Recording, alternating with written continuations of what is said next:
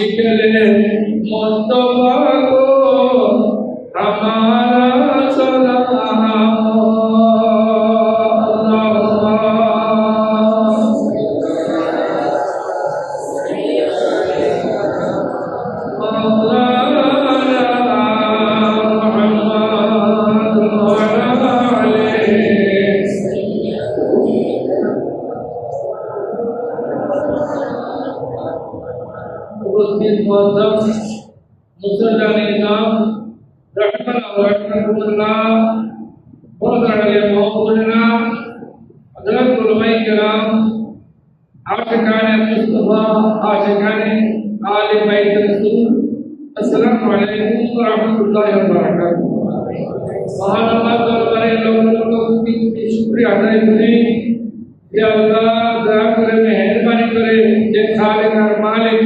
আমাদেরকে সদা সর্বদা আলো বাতাস রিজিক দান করেন বলি আলহামদুলিল্লাহ।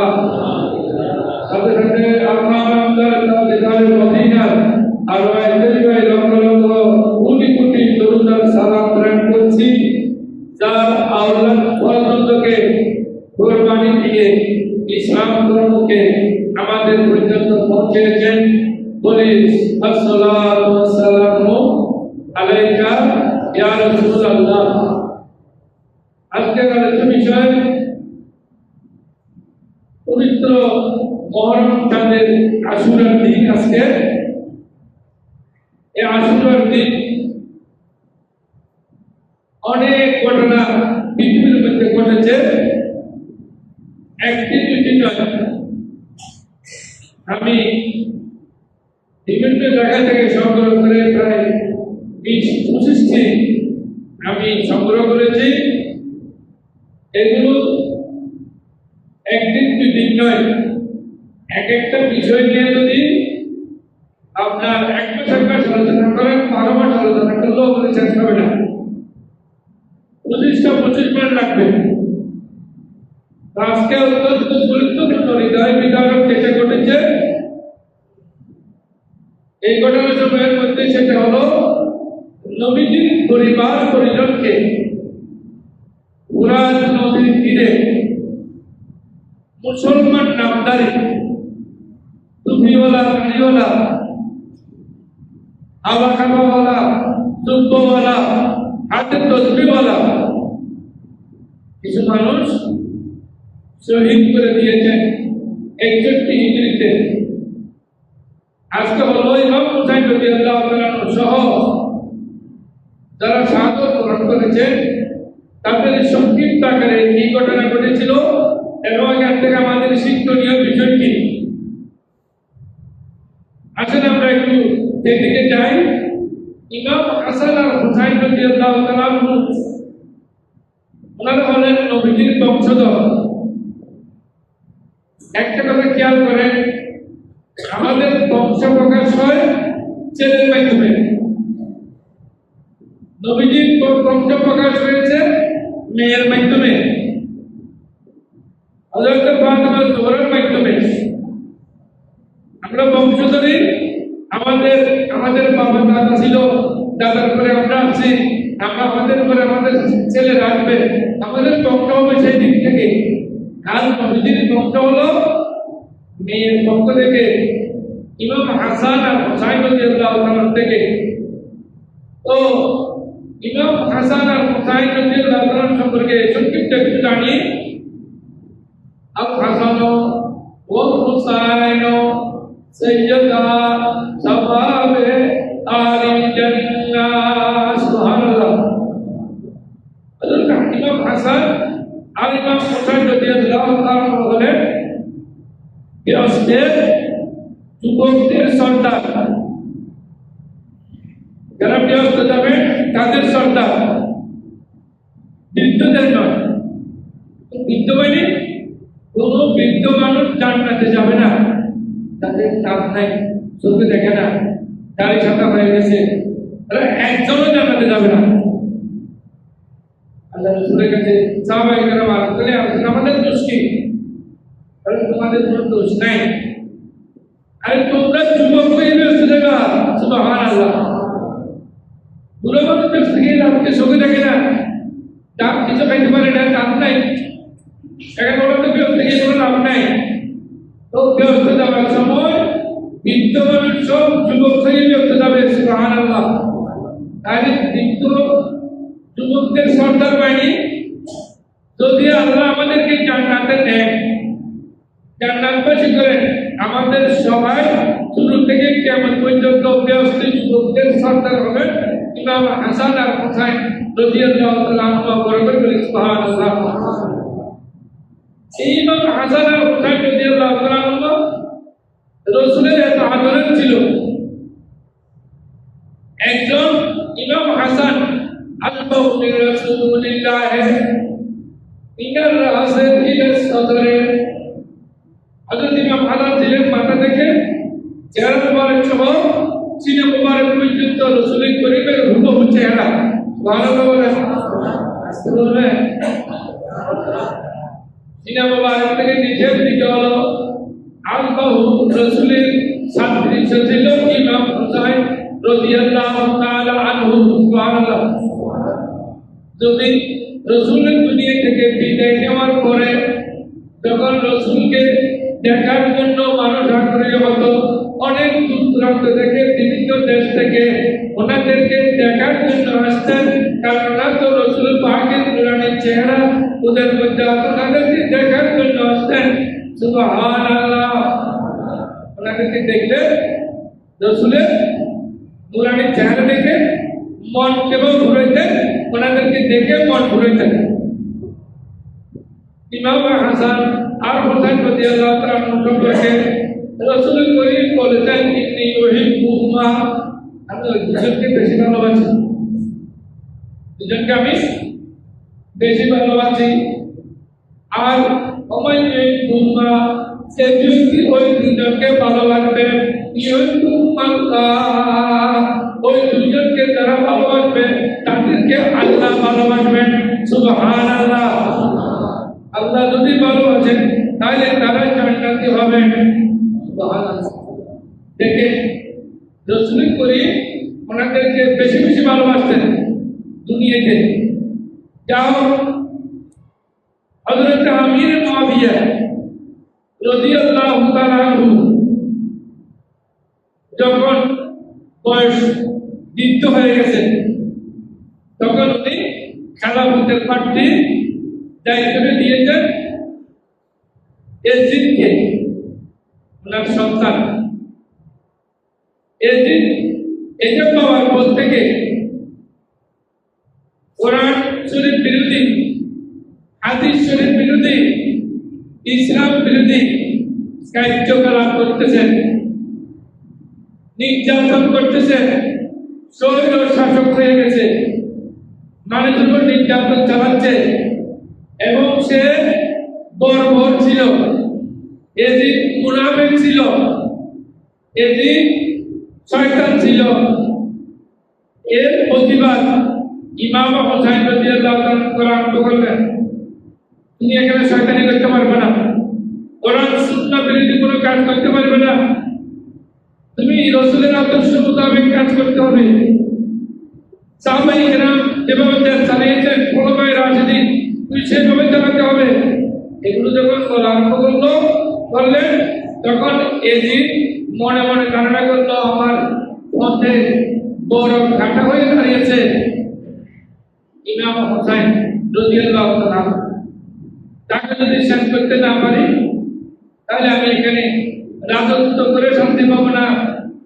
ওনাকে দুনিয়া থেকে খতম করে দিতে হবে, ওনাকে দুনিয়াতে রাখা যাবে না,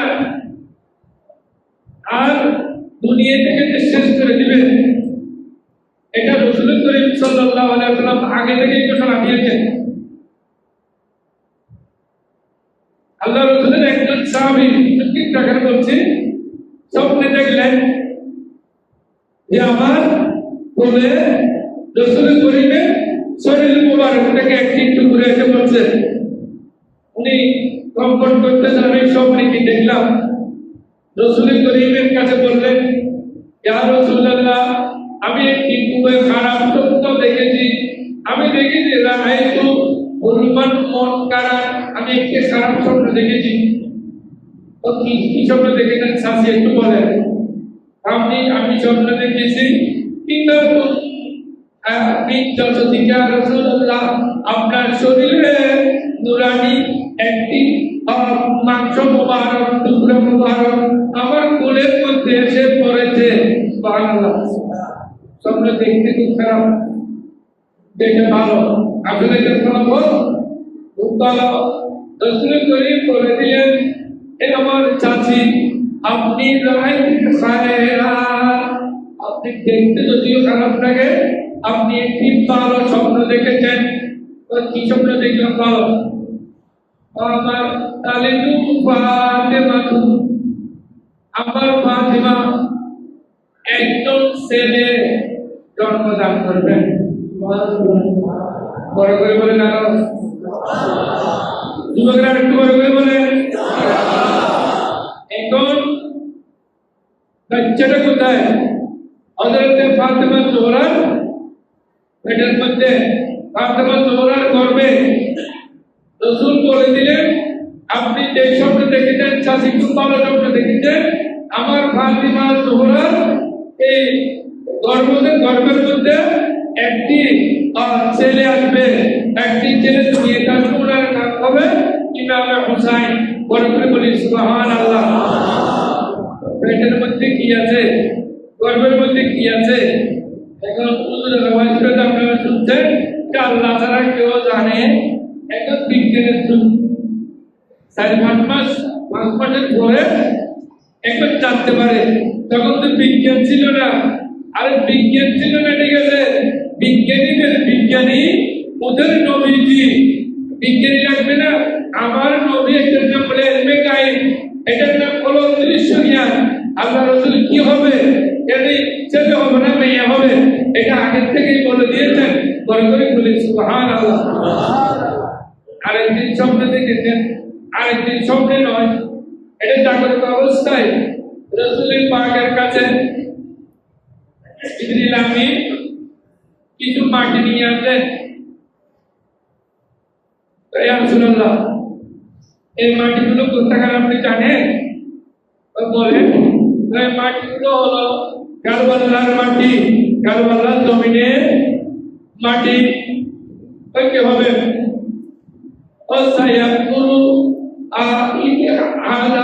এই ইমামে হুসাইনকে শহীদ করে দিবেন। এই জায়গার মাটি আমি আপনার কাছে দিয়ে দেখালাম, এটা এমন জায়গার মাটি, আমরা এমন লাল মাটি আমি নিয়ে আসলাম আপনার কাছে, যেই কারবালায় আপনার নাতি শাহাদাত বরণ করবেন। আপনার নাতিকে আপনার এই উম্মত সায়াবতুলু উম্মতাকা, আপনার উম্মত আপনার এই নাতিকে শহীদ করে দিবেন। বড় করে বলি সুবহানাল্লাহ। রাসূল করিম যদি হাত উঠাইতেন, আল্লাহ আমার নাতি যাতে শহীদ না হয়, হাত উঠাইলে আল্লাহ দোয়া কবুল করতেন না? কথা বলেন, করতেন না? কথা বলেন, করতেন না? তাহলে রাসূল হাত উঠাইতেন কেন? প্রয়োজনে জান মাল যা আছে, ইন্নাল্লাহ আশতারা মিনাল মুমিনিনা আনফুসাহুম ওয়া আমওয়ালাহুম বিল জান্নাহ। আল্লাহ রাব্বুল আলামিন মুমিনদের জান মাল প্রাণ সব কিছু আল্লাহ খরিদ করে নিয়েছেন জান্নাতের বিনিময়ে। মুমিনরা বলতে পারবে না, যদি দ্বীনের জন্য প্রাণের জন্য শহীদ হতে হয়, শহীদ হতে হবে। করে বলি সুবহানাল্লাহ। যাও, এখন যখন এজিদকে মেনে নিচ্ছে না, এজিদের বর্বরগুলো যখন মেনে নিচ্ছে না, তখন ইমাম হুসাইন রাদিয়াল্লাহু তাআলা আনহুর ব্যাপারে খাজা আজমিরি রাদিয়াল্লাহু তাআলা লিখতেছেন, শাহ আশক হুসাইন, বাদশাহ আশক হুসাইন, सरदाद हुसैन, नादाद और दोस्ते यजीद। বড় করে বলি সুবহানাল্লাহ। ইমাম হুসাইন ছিলেন বাদশাহ, ইমাম হুসাইন ছিলেন রাজা, ইমাম হুসাইন দিন আশক হুসাইন, ইমাম হুসাইন ছিলেন রাসূলের ধর্মের অনুসারী, ইমাম হুসাইন ছিলেন সত্যের পথের সন্ধানী, ইমাম হুসাইন ছিলেন মানুষকে হেদায়েত দানকারী। সুতরাং ইমাম হুসাইন রাদিয়াল্লাহু তাআলা আনহু সরদাদ হুসাইন ইমাম হুসাইন রাদিয়াল্লাহু তাআলা আনহু এই বর্বর বাচ্চার হাতে এজিদ জালিমের কাছে এজিদ মুনাফিকের কাছে আপনার এজিদ মুনাফিকের কাছে আপনি নিজের মাথা মোবারক দিয়ে দিলেন, কিন্তু ওনার হাতে এই মুনাফিকের হাতে হাত দিলেন না। পরে করে বলি সুবহানাল্লাহ। একজন বড় রাইটার যাকে সবাই মানে, তাফসীর কারক আল্লামা মাহমুদ আলুসি রাহমাতুল্লাহি আলাইহি উনি লিখতেছেন এজিদ মুসলমান কিনা, উনি বলতেছেন লোক ইসাদ্দিক রিসালাতান নবী সাল্লাল্লাহু আলাইহি ওয়াসাল্লাম, এই এজিদ যে সেই নবীজি আর রিসালাতকে মানত না, এই শুধু লা ইলাহা ইল্লাল্লাহ বেশি ছিল, সেই তাওহীদের জানাতা ছিল, সেই কিন্তু রিসালাতের জানাতা ছিল না। এই জন্য উনি বলছেন সেই বেঈমান ছিল। আমি বলতেছি না, এটা বলতেছেন আল্লামা মাহমুদ আলুসি রাহমাতুল্লাহ আলাইহি, ওনার বিরাট বলে তাফসীর 30 পারার তাফসীর আছে আরবের মধ্যে। ভালো আলেম না হলে ওটা রেডি করতে পারবে না। উনি বলতেন কবি সাদ্দিক রিসালাতান নবী সাল্লাল্লাহু আলাইহি ওয়াসাল্লাম, এই এজিদ এটা এক পৃষ্ঠা দুই পৃষ্ঠা নয়, অনেক পৃষ্ঠা লেখার পরে শেষ উনি বলতেছেন আমার মন্তব্য হলো আল্লাহ মাহমুদ আলুসি বলেন সেই রাসূলের রিসালাতকে বিশ্বাস করত না বিধায় সে হলো কাফের, তার ঈমান ছিল না। পরে করে বলি নাউযুবিল্লাহ। এখন আমাদের দেশে এজিদের প্রেমিক আছে, এই ছিল এজিদ 1000 রাকাত নফল নামাজ পড়তো, এজিদ তাসবিহ পড়তো, দিনে রাতে 500 বার তাসবিহ পড়তো, এজিদ কোরআন শরীফ পড়তো। এজিদকে কেমন করে বেয়াসি মানাবে? এই জাহান্নামী মৌলবীরা ওদের ওকে আস্তে আস্তে সবাই গায়। আমি আপনাদের কাছে একটা প্রশ্ন করি, যদি আমরা যখন থাকতাম 2 তাবুতে ভাগ হয়ে গেছে, এদিকেও দাঁড়িয়েলা ডুবিয়েলা, এই তাবুতে ওই তাবুতেও দাঁড়িয়েলা ডুবিয়েলা, ইমাম হুসাইন রাদিয়াল্লাহু তাআলা এখানে দাঁড়িয়েলা ডুবিয়েলা, আর এদিকে এখানেও দাঁড়িয়েলা ডুবিয়েলা। যদি আমরা যখন বেঁচে থাকতাম আমরা কোন তাবুতে যেতাম বলবেন না? আমরা কি ইমাম হুসাইনের পক্ষে যেতাম নাকি এজিদের পক্ষে যেতাম? যুবকেরা একটু বলেন কোথায় যেতাম? তো আমরা যদি এখন বুঝি এটা, তাহলে যারা এজিদের পক্ষে ছিল তারা বুঝে নেই কেন?